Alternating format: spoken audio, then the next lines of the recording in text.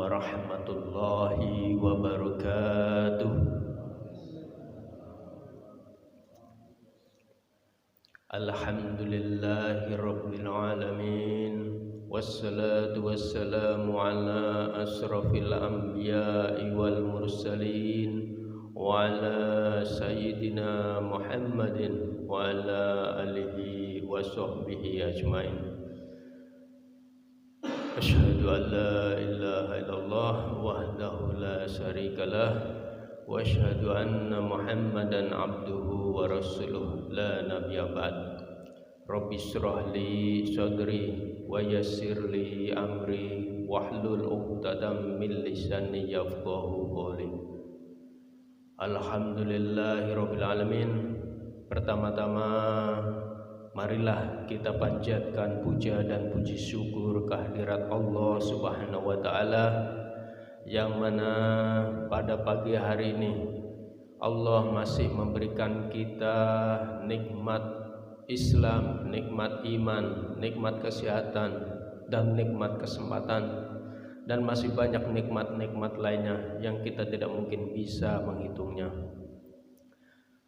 Pada pagi hari ini kita masih diberikan kesempatan untuk bisa melaksanakan sholat subuh berjamaah di Masjid Al-Madinah ini, yang dilanjutkan nanti kajian ba'da subuh oleh Bapak Ustadz Susanto mengenai tafsir hadis.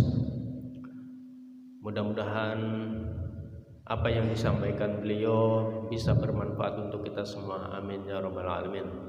Salawat dan salam senantiasa tetap tercurahkan kepada junjungan kita Nabi besar Muhammad sallallahu alaihi wasallam, pada para keluarganya, para sahabatnya, para pengikutnya yang istiqomah menjalankan ajarannya, dan mudah-mudahan kita tergolong umatnya yang kelak mendapatkan syafaat Nabi Muhammad SAW di yaumil kiamat nanti. Amin ya amin ya rabbal alamin. Baiklah, untuk Bapak Ustadz Susanto, kami persilahkan waktu dan tempatnya.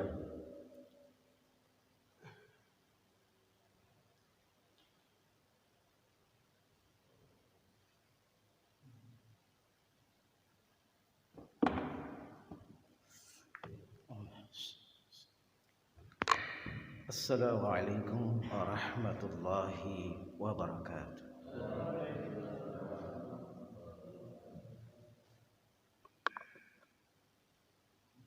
Innal hamdalillah nahmaduhu wa nasta'inuhu wa nastaghfiruh wa natubu ilaihi wa na'udzu billahi min shururi anfusina wa min sayyiati a'malina may yahdihillahu fala mudilla lahu wa may yudlilhu fala hadiyalah. Asyhadu an la ilaha illallah wahdahu la syarika lah wa asyhadu anna Muhammadan abduhu wa rasuluh la nabiyya ba'dah. Amma ba'd. Faqala Allah ta'ala fi Qur'anil Karim, a'udzu billahi minasyaitonir rajim.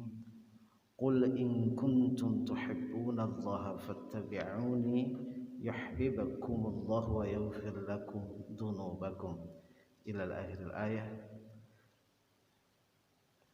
Wa qala Nabi sallallahu alaihi wasallam, ad-dinu nasihah, ad-dinu nasihah. Sadaqallahul azim wa sadaqa rasulul karim.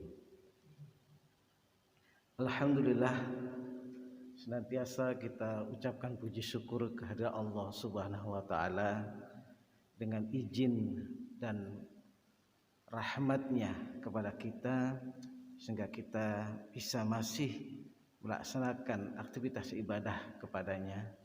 Sudah Sang Khalik yang Maha Agung, Maha Esa dan Maha segalanya.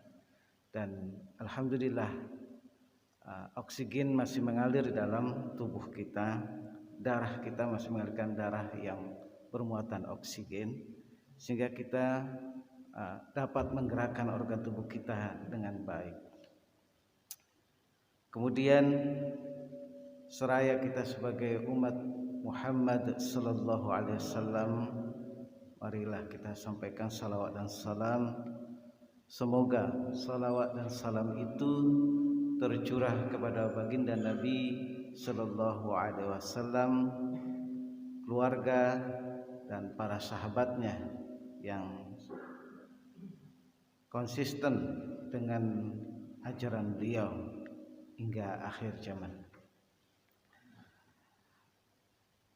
Jamaah Masjid Al-Madinah yang saya hormati dan saya banggakan, alhamdulillah tidak masih dalam bulan Rajab ini ya, kita masih bisa dipertemukan dan insyaallah kita akan menghadapi bulan suci Ramadan ya, Sya'ban dan Ramadan.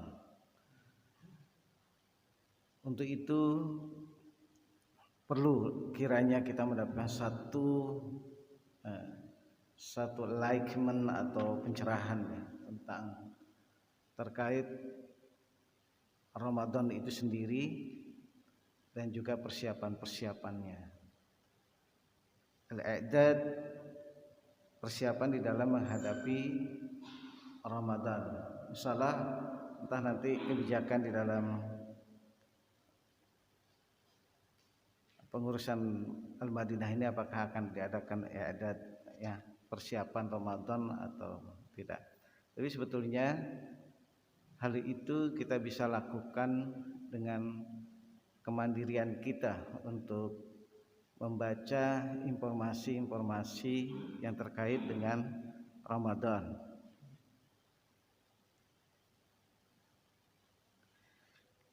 Sebagaimana di kajian-kajian yang telah lalu, saya berulang kali menyampaikan tentang hadis-hadis yang sederhana, mudah dihafal oleh kita, tapi berat untuk diamaliyahkan. Berat ringannya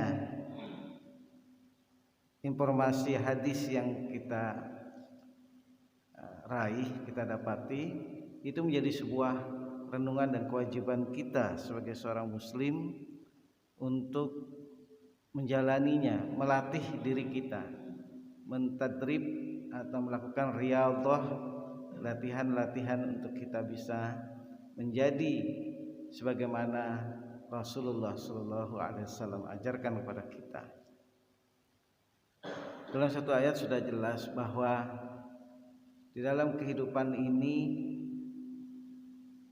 kita harus bisa menyelami, kita harus bisa mencari informasi-informasi tentang bagaimana perilaku Nabi Muhammad SAW di dalam kitab-kitab hadis tentunya. Karena tanpa kita membaca ya, Iqra dalam hal ini, membaca hadis-hadis Nabi SAW, kemudian perjalanan para sahabat, para khulafaur rasyidin, maka kita tidak begitu banyak tahu hal bagaimana sih sebetulnya kita harus bersikap sebagai seorang muslim dalam menghadapi kehidupan yang berat ini. Dan tentu kita tahu sangat terbatas ya kehidupan kita. Kehidupan kita sangat terbatas dan kita akan meninggalkan dunia ini pada suatu saat di hari-hari yang ditentukan. Oleh karena itu, marilah kita berupaya untuk memacu diri kita dengan sisa-sisa usia yang ada pada kita. Bila saja diri saya yang sudah kepala 5 ya, kepala 5 itu sebetulnya harus lebih memacu diri untuk belajar mengais informasi tentang Al-Quran, tentang hadis dan sebagainya. Dan juga jangan sampai terlena bagi yang muda, karena kalau terlena maka kita akan terlewat juga. Dan fakta menunjukkan bahwa Allah panggil tidak berdasarkan umur ya, berdasarkan deret umur ya, 1, 2, 3, 4, 5, tapi cabut ya, dicabut sama Allah itu dalam banyak hal yang muda-muda sekarang ya, yang muda-muda yang dipanggil lebih dulu ya. Kita bisa lihat Ustaz Arifin Ilham ya, 40 tahunan. Ustaz UJ ya, Al-Bukhari, banyak yang muda. Kemarin yang Covid juga demikian, banyak juga yang muda ya. Ali Jaber, banyak kiai-kiai yang tentunya sumber ilmu ya, lekmen, pencerahan buat kita, tapi Allah panggil. Dan itulah yang semestinya kita sadari bahwa di akhir zaman ini, boleh dikatakan akhir zaman ini, hendaklah kita berpacu dengan usia yang diberikan oleh Allah pada kita ya. Belum lagi mengais informasi dan melatih diri untuk menjadi orang baik ya. Melatih diri selalu untuk menjadi orang baik. Orang baik dalam hal ini adalah orang yang ingin ya, berketetapan hati, selalu memperbaiki diri dan taat dalam usia yang diberikan oleh Allah Subhanahu wa taala. Ketaatan itu sendiri adalah sebuah kunci, kata kunci untuk sebuah kesuksesan, keberhasilan di dalam kehidupan di akhir nanti, di akhirat. Tanpa kita membuat berjihad di dunia ini, maka sungguhlah hal yang mustahil kita dapatkan kebahagiaan dan kenikmatan yang tak terbatas itu di akhirat nanti. Bapak-bapak yang saya hormati, para asatid, pada kesempatan ini selain akan mengulang sedikit hadis-hadis yang sudah kita pelajari dan terlihat sekarang jamaahnya semakin berkurang, dan nggak apa-apa, dan itu sebuah hal yang wajar di dalam hal kita menyampaikan kebaikan-kebaikan itu ya, kebaikan-kebaikan itu menghadapi hal-hal yang semacam ini, dan itu harus kita bersabar. Kita bersabar.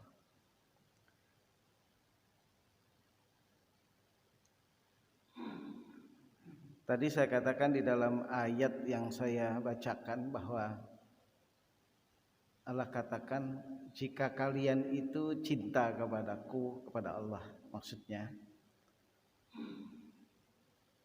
maka ikutilah Rasul.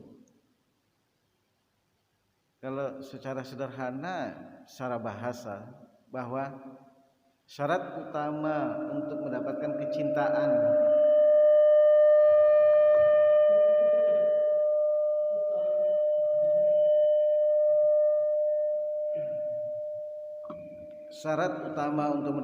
kecintaan Allah adalah dengan melalui kita cinta kepada nabinya, kita cinta kepada Rasulullah Sallallahu Alaihi Wasallam dan keluarga Nabi. Sebagaimana Nabi ucapkan, itu kita cinta. Nah, bentuk cinta itu apa yang kita implementasikan, kita wujudkan dalam kehidupan kita?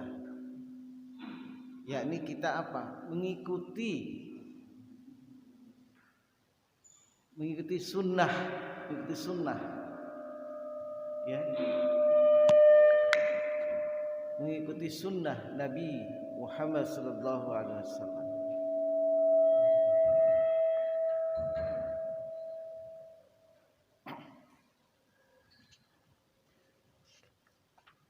Kata kuncinya adalah mengikuti sunnah Nabi sallallahu alaihi wasallam untuk kita mendapatkan cinta Allah, kita dapat meraih cinta Allah, Jika kita tidak cinta Nabi kita dengan wujudnya adalah berusaha ketat untuk mengikuti ittiba Rasulullah, berittiba, suatu hal yang mustahil mendapatkan cinta Allah.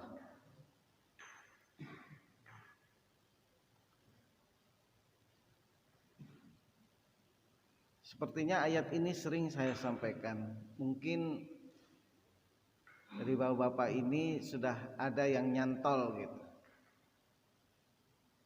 Ada yang nyantol. Kemudian nanti ada beberapa hadis yang mudah kita hafal.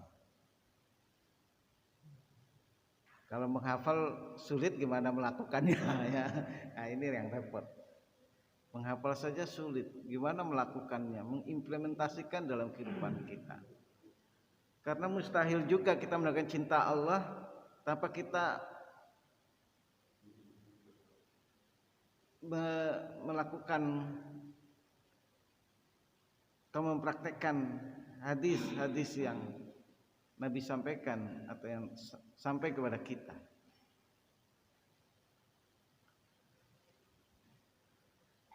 Seperti yang saya katakan tadi, ad-dinun nasihah.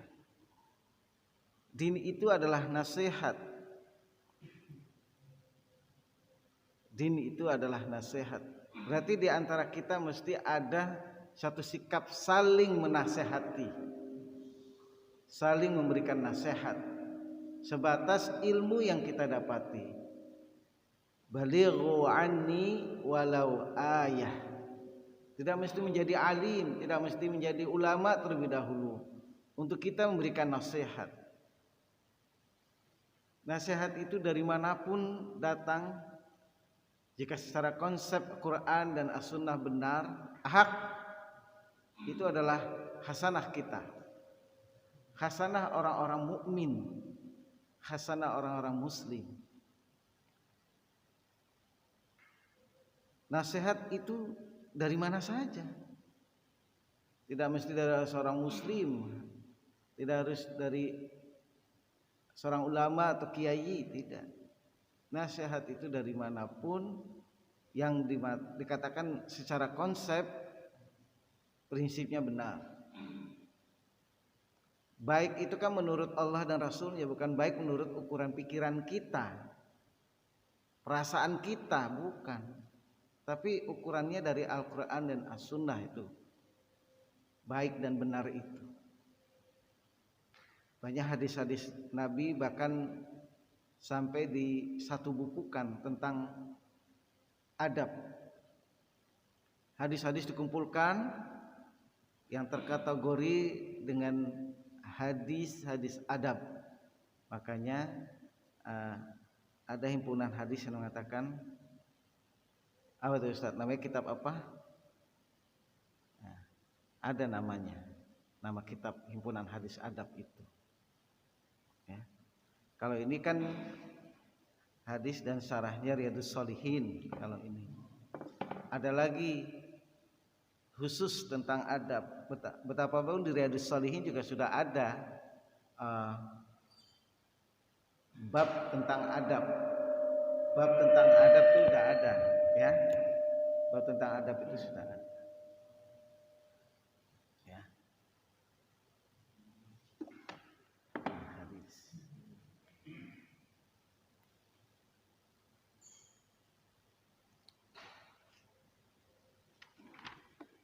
Saya agak lupa kitab apa namanya. Saya udah.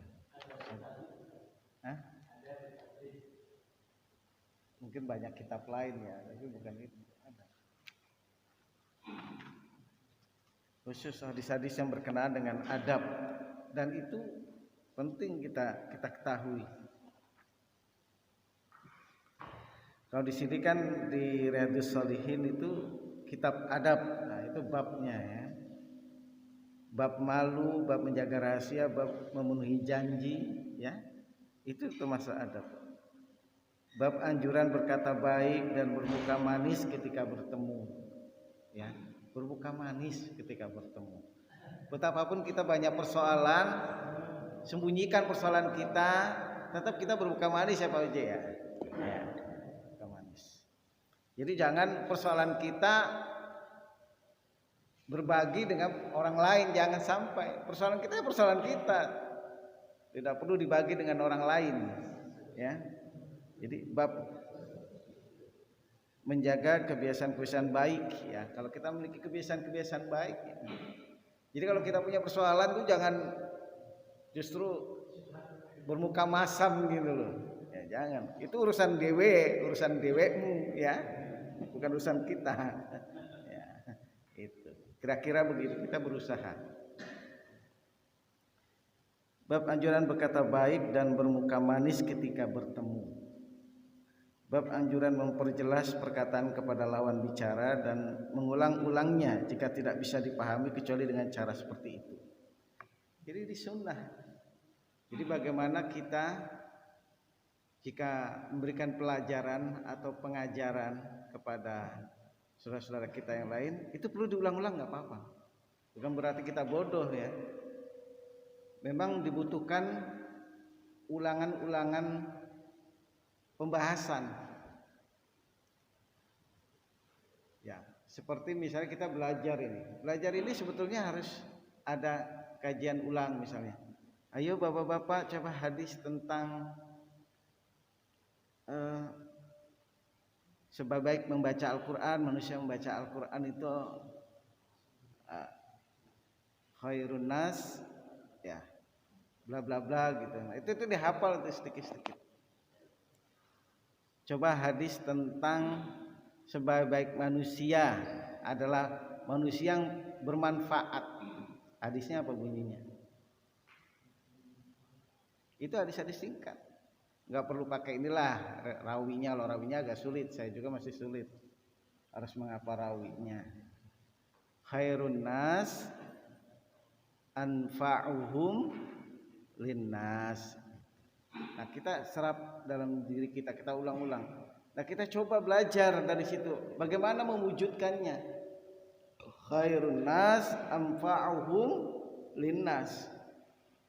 Sederhana ucapan dalam pengucapan tapi sulit untuk mewujudkannya. Sebaik-baik manusia adalah manusia yang paling bermanfaat di antara kalian. Khairukum man ta'allamal Qur'an wa 'allamahu. Sebaik kalian adalah orang yang belajar dan mengajarkan Al-Qur'an. Siapa yang sudah belajar dan mengajarkan Al-Qur'an itu berarti sudah melakukan praktek sunnah Nabi sallallahu alaihi wasallam. Ya, khairukum man ta'allamal Qur'an wa 'allamahu.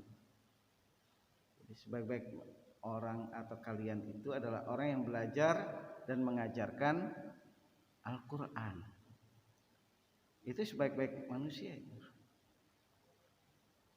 Ya, kalau kita ingin menjadi orang yang the best dalam hal kebajikan dan orang yang selalu mendapatkan enlightenment atau pencerahan adalah orang-orang yang memang betul-betul bisa menjalani kehidupan ini sesuai dengan koridor apa yang sudah dijalankan oleh Nabi Muhammad sallallahu alaihi wasallam,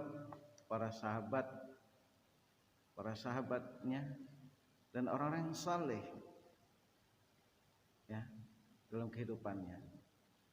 Boleh jadi ini kita lebih berlandaskan kepada teori, tapi itulah upaya kita untuk kita bisa berlatih diri, coupling berlatih diri untuk bisa kita menjadi orang yang bermanfaat bagi masyarakat kita. Kita selalu berkontribusi terhadap kebaikan-kebaikan. Misalnya lahannya adalah Masjid Al-Madinah ini. Apa yang kita bisa lakukan? Apa yang bisa sumbangsihkan terhadap masjid ini? Itulah namanya khairun nas anfa'uhum linnas. Khairukum man ta'allamal Qur'an. Kalau kita sudah bisa membaca Al-Qur'an dan mengajarkannya, ajarkan. Itulah adalah praktek sunnah Nabi untuk mendapatkan kecintaan Allah. Untuk meraih cinta Allah itu begitu. Ya. Kata Nabi, katakan Sallu kama ra'aitumuni usolli. Gimana lihat Nabi sholat, ya kan? Susah kan? Masanya bukan masa kita. Sudah jauh Nabi meninggalkan kita. Ya dengan manuskrip atau kitab-kitab hadis yang disampaikan oleh para alim kita. Apa sih sholat itu, gerakannya seperti apa yang sunnah? Meletakkan tangan di mana, mengangkat tangan tatkala takbiratul ihram bagaimana? Semuanya ada ketentuan itu dalam bab sholat. Banyak kitab-kitab hadis tentang itu. Bagaimana cara berwudu? Misalnya di Bulughul Mahram, ya, itu ada kaifiat tentang bagaimana sholat sebagaimana Rasulullah SAW. Jadi kita harus mulai rajin nih sebelum Ramadan. Kita mulai rajin nih banyak baca literasi yang kita punya. Atau di dalam kalau sekarang mungkin kalau yang punya kuota bagus gitu, kuat di kuota, ya buka-buka aja. Ya. Cuma harus check and recheck, ya. Karena takut ada situs yang enggak resmi nulis tentang hal agama, ya. Ya. Takut, dan itu justru bisa menyimpang, ya. Ya. Makanya harus berhati-hati membuka-buka googling atau browsing. Kalau Abdul Somad like and share. Like Abdul Somad. Ya, itu paling senang dia ngomong like and share. Nah, itu. Jadi alat untuk menerima informasi yang lebih banyak dan lebih luas adalah bahasa. Kemampuan bahasa. Yang saat ini yang bisa kita capai adalah bahasa Inggris dan bahasa Arab. Nah, itu Pak Pri ya, belajar bahasa Arab. Sedikit-sedikit belajar bahasa Arab. Kalau kita membaca hadis, sehingga kita bisa nyambung dengan, pertama kan kalau mendengarkan informasi itu kita pahami dulu bunyi informasinya. Oh gitu, khairukum man ta'amal Quran. Nah kalau kita nggak tahu bahasanya, nggak tertarik itu. Coba, nggak ada reaksi mimik mukanya itu, nggak ada. Karena nggak ngerti apa sih khairukum man ta'amal, apa sih? Biasa aja kan. Tapi kalau ngerti bahasanya, waduh, merasa mendapatkan satu pencahayaan dalam diri kita bahwa wah kalau gitu saya akan berupaya bagaimana bisa membaca Al-Quran. Kan gitu. Derivat atau turunannya kita harus belajar, dan bagaimana bisa belajar kemudian bisa membaca dan mengajarkan kembali, kan gitu. Ya kalau buat diri kita saja kita nggak punya nilai plus dalam kehidupan amaliyah kita. Khairukum man ta'alam, biasa aja loh mukanya. Karena nggak ngerti bahasanya. Tapi kalau ngerti bahasa, alhamdulillah, saya sudah bisa baca Quran. Masa kewajiban saya untuk menyampaikan dan mengajarkannya. Kan begitu. Langsung dipahami itu begitu dalam diri kita itu. Tidak tulisannya aja gitu. Sebaik-baik manusia adalah orang yang belajar dan mengajarkan Al-Quran. Oh gitu, udah selesai, nggak begitu. Jadi kalau orang yang mendapatkan pencerahan itu, sebaik-baik manusia adalah orang yang belajar membaca Al-Quran. Itu ada turunannya. Oh saya harus belajar membaca Al-Quran dengan baik dan benar. Saya harus belajar tahsinnya. Saya harus belajar tajwidnya. Oh bagaimana saya harus mengajarkan? Nah begitu. Itu kalau orang belajar tuh begitu. Tidak, udah selesai. Oh gitu aja bulat. Gitu ya. Ya nggak mesti begitu ya. Maaf nih ya. Maksud saya, cara belajar tuh begitu. Mungkin tiap kita beda-beda cara menangkapnya, tapi jangan hanya tulisan aja. Kita diberikan oleh Allah akal, kemudian organ tubuh kita, ada anggota tubuh kita, tangan, kaki dan sebagainya. Tangan untuk menulis.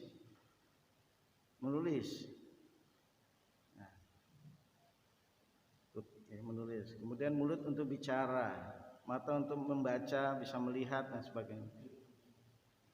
Jadi melihat yang indah, melihat tulisan, membaca, ini berapa miliar saraf ini di mata kita. Kalau kita tidak manfaatkan untuk kebaikan ibadah, rugi sekali kita.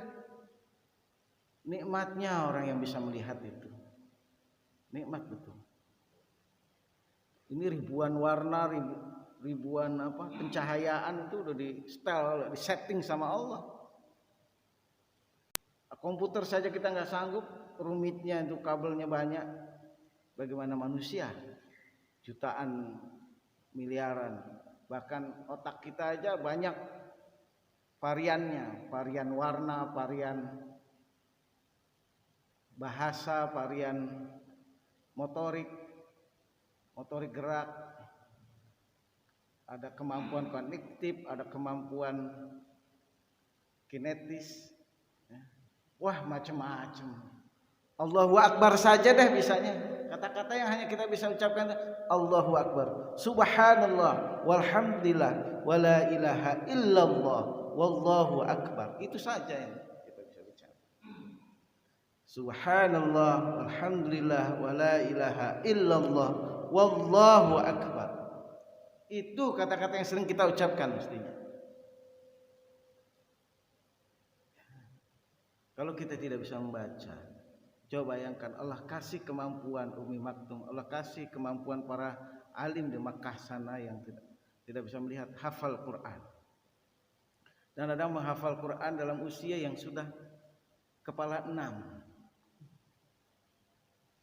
Ini masih kepala muda aja susah benar. Kepala 6, kepala muda. Kelapa muda kali ya. Kepala muda. Minimal tuh juz 30 dan juz 29 itu minimal sekali. 2 juz. Adakah keinginan kita untuk itu? Karena kalau Quran kita bisa hafal di sini, tatkala kita di perjalanan dimanapun, kita bisa baca. Kita nggak perlu bawa Quran. Saya mau baca surah Al-Insan, saya mau baca surah At-Tabarak, sudah hafal di sini. Ya, jadi perhatian kita, motorik kita tidak pada lawan jenis kita saja. Nah, itu kan setan ke situ aja kan. Ini otak ini kalau nggak ditirai dengan informasi yang baik, informasi yang benar, ini terganggu nih, kayak ada gangguan sinyal, gangguan gelombang gitu. Tiba-tiba ada yang lewat ya. Nah, itu kan di perjalanan kan begitu, kita di kereta, di perjalanan manapun, di kantor ya. Apalagi di kantor. Ya, perempuan-perempuan itu berdandan sebaik mungkin dan seideal mungkin kan. Nah, itu gangguannya. Nah, kalau yang di rumah masih mending bisa buka Quran ya. Kalau yang di perjalanan ini gimana nih? Kita harus kerja kan, harus naik kereta, harus naik bus, terus di kantor di kantor ada teman kita yang lawan jenis nanya, gimana nih nyimpennya di D apa di E, di C, ya kan gitu. Itu gangguan, itu seliweran itu. Kalau gelombang tuh rut kagak jelas. Kalau nyari gelombang itu pelan-pelan kan ada. Yang gelombang yang bagus apa tuh Pak di sini? Gelombang FM. Ya, itu baru enak didengar itu informasinya. Kalau kresek-kresek kan enggak enak. Nah, itu gangguan itu harus kita hadapi dengan apa? Hafalan, bacaan hadis, Al-Qur'an gitu. Udahlah yang di rumah tuh udah yang terbaik buat kita, gitu aja. Ya kalau nurutin hawa nafsu mah enggak habis-habis. 1 2 3 4 5 6 7 8 ngitung dah, ya. Kalau urusan nafsu mah enggak selesai-selesai.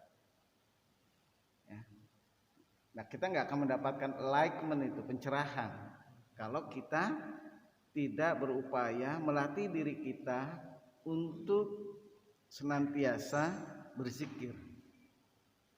Dengan cara berzikir, zikrullah, ya. Aksara, ya, az-zikra, ya. Banyak berzikir, ya. Banyak-banyaklah berzikir. Apalagi mau Ramadan, mengingat ya Allah, doa terus, Allahumma barik lana fi rajaba wa sya'bana wa ramadan wa ballighna Ramadan. Kita nggak tahu umur kita. Jangan merasa nih yang muda masih lama nih, itu belum tentu. Fakta membuktikan, survei membuktikan yang muda dulu kan. Ya, enggak, ini cuma hanya untuk apa ya?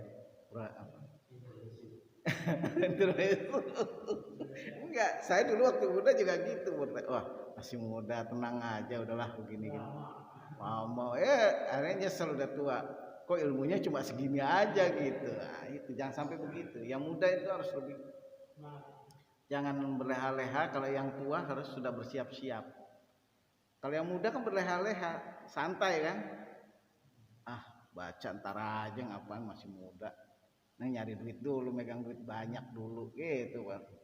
Jadi banyak gangguan kalau muda. Kalau udah tua, kurangi gangguannya. Frekuensinya dikurangi, frekuensi gangguannya dikurangi. Terganggu ya, namanya kehidupan ya. Cuma kita punya mengelolanya, manajemen gangguan. Ya, manajemen gangguan. Itu harus bisa. Dengan apa? Menghafal hadis, menghafal ya sedikit-sedikit Quran gitu. Jangan sampai nggak sama sekali gitu. Coba ada nggak sih dari bapak-bapak yang suka mengikuti pembahasan itu, yang hadis yang paling nyantol, coba apa yang kalau yang saya pernah sampaikan itu mesti susah karena nggak selalu berupaya mengingat. Coba hadis tentang apa? Kan pernah tuh sampai saya tulis hadisnya yang mudah-mudah, ringan, tapi sulit dijalani juga itu. Pak Pri senyum-senyum aja Pak Pri. Yang paling bisa mengingat itu Pak Pri, karena Pak Pri yang ngerekam gitu, diulang-ulang gitu. Ya, ini rekaman kita kan kadang gangguannya ada frekuensi. Coba Pak Pri ingat apa tuh? Oh, lupa juga. Ya makanya kan direkam ya Ustaz, itu kan direkam. Rekam Pak Pri yang paling pintar ini. Di antara murid yang ada Pak Pri yang paling pintar. Karena ini bisa buka-buka rekaman. Banyak bener rekamannya itu. Itu kalau bisa dijadikan buku. Kayak apa tuh? Skapur Siri misalnya.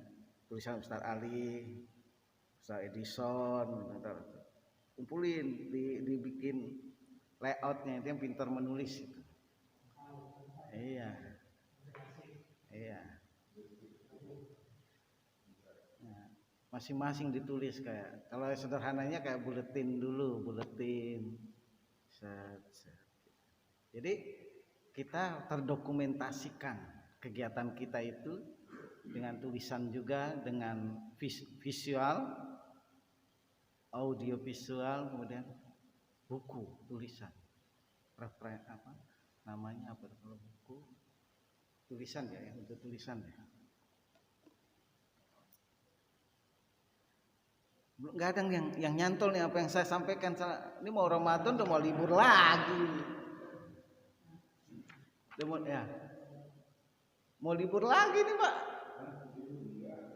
Ya kan Ramadan kan nggak ada kegiatan subuh. Udah tetap jalan, cuman bentuk formatnya beda. Kalau ceramah kan cuma denger doang, masuk kuping kanan keluar kuping kiri kan. Enggak lah, maksud saya itu kan jangan sampai kita begitu kalau belajar. Kita masukkan dalam hati kita, jiwa kita. Yang paling mudah itu kan hadis-hadisnya, man kana yu'minu billahi wal yaumil akhiri, itu ada 3. Barang siapa yang beriman kepada Allah dan Rasul dan hari akhir, maka apa? Fal yukrim. Nah, itu bahasanya. Jarahu fal yukrim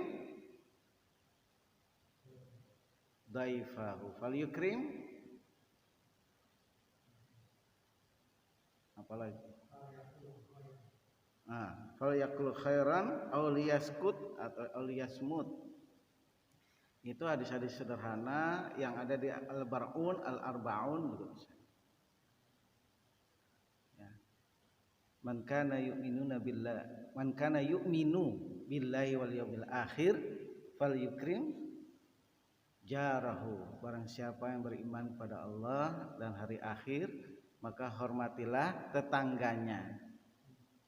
Nah, ini buat kita nih Pak yang sering ke masjid, yang rajin di masjid, tetap menghormati tetangga. Betapapun tetangga kita kurang ke masjid, ya, jangan diomongin, nggak boleh, ya. Doain aja, ya, nggak usah dicibir, ya, jangan sampai begitu. Kalau kita yang rajin ke masjid, alhamdulillah. Yang belum ke masjid kita doakan, itu saja. Urusan kita gitu aja, nggak usah kita bukan hakim, kita ini bukan hakim. Ya. Kita bukan, tapi kita adalah duat. Duat itu hanya menyampaikan saja. Kita bukan hakim. Yang menyampaikan, ya kita tugasnya menyampaikan saja. Tidak boleh memvonis, ya. Oh bapak anu begini, jangan, nggak usah. Udah kita sibuk dengan pontenan Allah aja deh. Ya bagaimana Allah melihat, ya. Kemudian banyak hadis lagi tuh yang kemarin tuh apa tuh?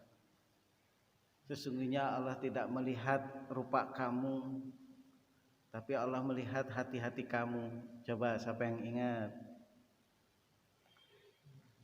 Innallaha la yanzuru ila ajsamikum wala ila suwarikum walaki yanzuru ila qulubikum. Sesungguhnya Allah tidak melihat rupa kamu, jabatan kamu, kedudukan kamu, harta kamu, itu maksudnya. Tapi Allah hanya melihat hati-hati kamu. Jadi di dalam Islam itu adalah ada amalan batin, amalan zahir. Amalan zahir itu yang terlihat oleh orang lain. Amalan batin yang tidak.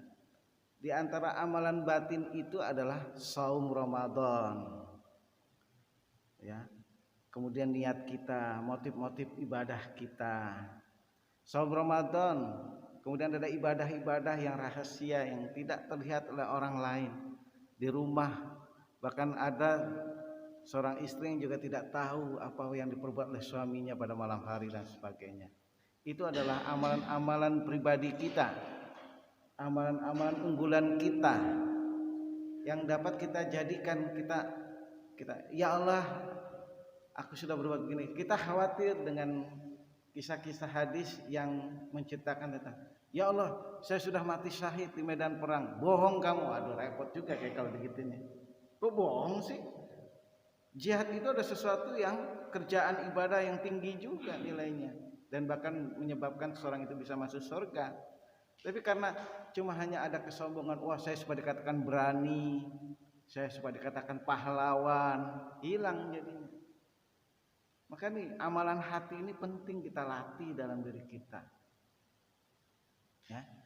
Baik di tengah keramaian maupun di dalam kesepian, kesunyian dan sebagainya, tetap hanya Allah pontenannya. Penilaiannya dari Allah saja. Mau orang mengatakan A, B, C, D, tetap Allah saja. Ya Allah, jadi kita dihinakan oleh banyak orang, tapi Allah tidak menghinakan kita. Itu penting sekali. Jadi jangan baik di tengah manusia. Oh begitu ini di tengah manusia bagus, tapi di pontenan Allah jelek. Jangan sampai begitu. Nah sebagaimana di dalam kisah-kisah orang yang berjihad dikatakan kata Allah, kamu bohong. Saya ini pembaca Al-Quran, qori ya Allah, qori yang bagus, saya persembahkan. Bohong kamu baca Quran cuma hanya di belakang supaya menjadi qori yang terbaik, qori nasional misalnya. Nah itu repot lagi kita kan. Nah ini amalan hati penting sekali. Jadi bukan berarti jangan mau belajar. Kalau gitu saya nggak mau belajar Quran aja dah. Habis dikatakan bohong-bohong dulu, ya enggak. Allah tahu apa hati kita, apa yang terbesit di dalam hati kita. Ya. Maka hindarilah penyakit-penyakit hati. Penyakit hati itu apa saja Bapak? Penyakit hati itu apa saja? Itu terus iri, dengki, terus apa lagi? Ya bukan syirik, itu syirik lain lagi bahasanya. Hasad, ya, ujub, iya, itu harus dihindari oleh kita, minimalisir minimal. Jangan sampai itu mendep di dalam jiwa kita. Jangan sampai terjadi itu. Iri, dengki, susah dinasehatin, itu juga tuh suatu hal yang berbahaya dalam diri kita.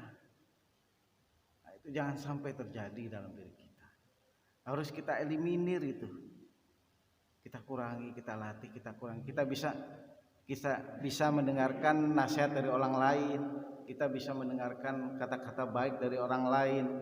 Betapapun kita banyak tahu, jadi nggak mesti orang banyak tahu nggak bisa menerima nasihat, dan mesti bisa. Karena apa? Saya yakin bahwa apa yang ada di dalam diri saya dengan Pak Edison punya hasanah masing-masing. Ustaz Ali punya hasanah masing-masing. Jadi saya harus dengerin juga. Kalau nggak didengerin, saya sombong ini. Nggak seberapa ilmu kita ini, nggak seberapa. Ya, artinya kita perlu sinergi, kerjasama, saling mengisi, saling melengkapi. Ya, Ustaz Ali bisa bahasa Arab, bahasa Arab, ya, bahasa Arab. Saya bisa belajar pada beliau, jadi Ali Ahmed, ya, bisa belajar bahasa Arab, bisa belajar hafiz bagaimana menghafal Quran. Jadi nggak usah kita saling itu yang menghindari untuk kita supaya jangan ada penyakit hati. Itu penting dalam kehidupan kita, ya.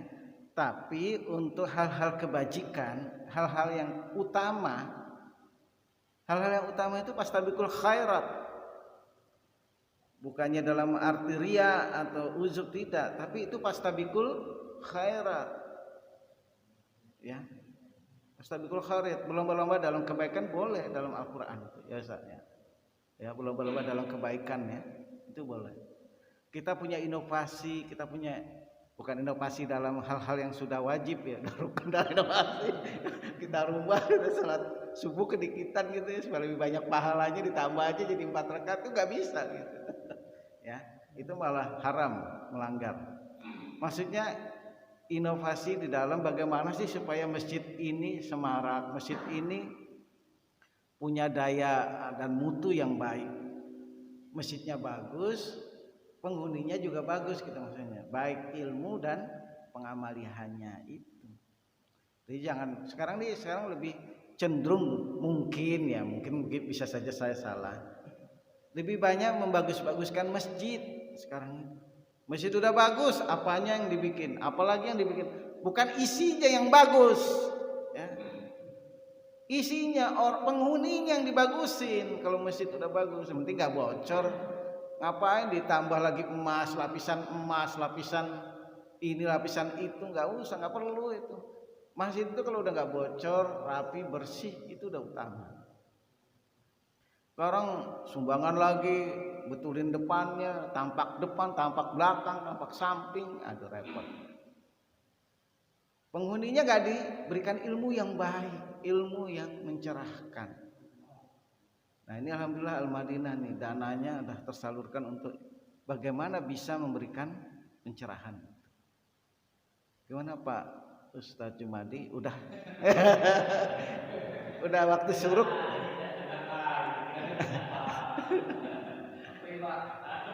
Pak Pri, udah waktu suruk belum? Udah lewat. Masih bisa nggak? Bisa. Ya. Oh, 5 menit lagi, ya. Saya nggak tahu jadwal. Ya, baik Bapak-bapak sekalian, alhamdulillah kita sudah sampai kepada satu, ya, sedikit kesimpulan bahwa di dalam menghadapi Ramadan ada sebuah kewajiban utama kita untuk mempersiapkan Ramadan, tentunya dari ilmu, ya, ilmu bagaimana kita menjalani ibadah Ramadan. Bab Ramadan kita kaji, kita baca. Kemudian hendaklah kita tajamkan jiwa kita untuk senantiasa mencari ridha Allah, bukan ridhonya manusia. Jadi ridha Allah ini penting. Kita jangan sampai masuk ke dalam kategori orang-orang yang dikatakan kadzabta, kamu bohong. Kadzabta, kamu bohong. Kamu tinggal di masjid. Iya, Pak. Kalau buat apa kamu tinggal di masjid gitu? Ibadah, Pak. Benar kalau Pak Uja benar. Insya Allah benar. Ya memang harus ada ngurus masjid kan. Kalau nggak ada ngurus masjid kotor masjidnya. Biar masjid bagus, kalau kotor udah nggak ada artinya. Ya. Ya. Ayo Pak Santo, kamu tuh kori ya, misalnya. Kamu bagus bagaimana? Iya Pak. Bener lah. Bener. Ya, nggak ini ya supaya nggak tegang gitu loh. Ya kita berharap bener lah. Allah jangan katakan pada kita kadzabta, kamu pembohong. Jangan begitu. Dan jangan kita masuk kepada kategori atau kelompok orang-orang yang muflis. Ibadahnya muflis, tahu? Ibadah muflis itu adalah orang yang bukan mukhlis, lawannya mukhlis. Muflis dengan mukhlis, jangan salah sebut. Muflis itu yang merugi, orang yang banyak ibadahnya tapi nilainya poinnya 0. Kalau mukhlis adalah orang yang ikhlas dalam beribadah kepada Allah. Nah, itu kira-kira. Kemudian jadilah kita orang-orang yang merebut cahaya, cahaya pencerahan. Jangan sampai kita termasuk orang-orang yang enggan meraih cahaya itu. Ada satu kisah dalam satu hadis bahwa orang yang di dalam kubur itu dia berebut cahaya. Jadi nanti kalau kita sudah di alam kubur itu kita sangat menanti-nanti cahaya itu. Cahaya itu apa? Cahaya itu adalah cahaya doa-doa yang disampaikan oleh anak-anak kita, sanak pemilik kita, kerabat kita kepada kita. Maka dari sekarang ajarilah anak-anak kita untuk bisa berdoa, bisa beribadah. Sampaikanlah, nah jangan ngomong mulu begini. Tanah Bapak yang di Marunda itu jangan kau jual ya. Jangan begitu mulu. Pak. Iya. Bapak nih usaha dari muda sampai tua begini itu buat kalian gitu ya. Jangan begitu mulu. Coba kalau Luqman kepada anaknya gimana? Wa iz qala Luqman libnihi wa huwa ya'idhuhu ya bunayya la tusyrik billah. Wahai anakku, kata Luqman, janganlah kamu mensyirikkan Allah dengan sesuatu yang lain. Itu tauhid. Kalau Ibrahim mengatakan, apa sih yang engkau sembah setelahku misalnya? Itu pesan-pesannya begitu. Nah, apa sih yang akan kau sembah setelah aku tiada? Bahasa Arabnya saya agak lupa. Mimba'di, apa yang kau sembah setelah saya, setelah aku. Mimba'di. Ma ta'budu mim ba'di. Ma ta'budu min ba'di. Apa yang kamu sembah setelah aku? Setelah aku tiada maksudnya, wafat. Jadi itu perlu pesan-pesan begitu, jangan tanah Bapak yang di Marunda. Ya jangan kamu jual. Ya karena bukan tanahmu. Jangan dijual. Ya itulah kira-kira begitu. Jadi itulah yang saya bisa sampaikan. Mudah-mudahan bermanfaat dan jadikanlah setiap ibadah kita ini bernilai dan jadikanlah ilmu sebagai pencahaya kita untuk kita bisa menjadi orang-orang yang saleh dan salihah. Mohon maaf yang sebesar-besarnya jika ada hal-hal yang tidak berkenan dan menyinggung hati bapak-bapak. Wabillahi taufiq wal hidayah. Wassalamualaikum warahmatullahi wabarakatuh.